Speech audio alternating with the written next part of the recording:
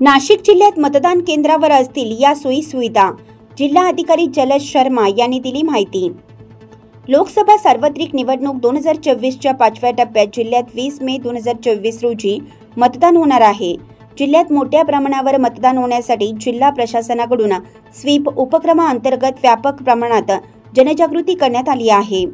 याच अनुषंगाने उन्हाळ्याच्या पार्श्वभूमीवर मतदान केंद्रावर मतदारांसाठी आवश्यक सोयीसुविधा पुरवण्यात येणार आहेत, अशी माहिती जिल्हा अधिकारी तथा जिल्हा निवडणूक निर्णय अधिकारी जलज शर्मा यांनी शासकीय प्रसिद्धी पत्रकाद्वारे दिली आहे। अशा आहेत मतदान केंद्रावर पुरवण्यात येणाऱ्या सुविधा। उन्हापासून संरक्षणासाठी मंडप। मतदानाच्या दिवशी मतदानासाठी मतदान केंद्रावर येणाऱ्या मतदारांना उन्हात उभे राहावे लागू नये यासाठी जेथे आवश्यकता आहे तेथे मंडप उभारण्यात येत आहेत। प्रतीक्षा कक्षाची व्यवस्था। मतदान केंद्रावर एकाच वेळी मतदारांना रांगेत उभे राहावे लागणार नाही यासाठी व्यवस्था करण्यात आलेली आहे।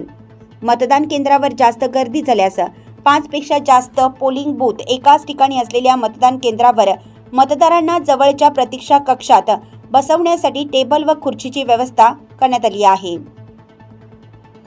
पिण्याचे शुद्ध पाणी आणि इलेक्ट्रोलाइट्स। मतदान तसेच निवडणूक कर्तव्यावरील कर्मचाऱ्यांसाठी मुबलक प्रमाणात शुद्ध पिण्याच्या पाण्याची व्यवस्था करण्यात आलेली आहे।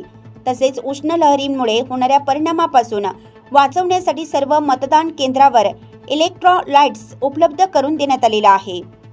दिव्यांग मतदारांसाठी रॅम्प अँड व्हीलचेअरची सुविधा।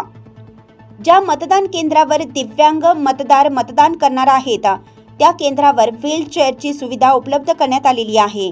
तसेच सर्व मतदान केंद्रावरती रॅम्पची व्यवस्था उपलब्ध करून देण्यात आलेली आहे। अंध मतदारांसाठी मतदान करताना बॅलेट युनिटवरच असलेल्या बेल लिपीच्या आधारे मतदान करता येणार आहे। स्वच्छतागृहाची व्यवस्था। मतदानाच्या दिवशी मतदान करण्यासाठी आलेल्या सर्व नागरिकांना स्वच्छतागृहे उपलब्ध करून देण्यात आलेली आहेत। त्यामध्ये स्त्री व पुरुषांसाठी स्वतंत्र स्वच्छतागृहे असणार आहेत।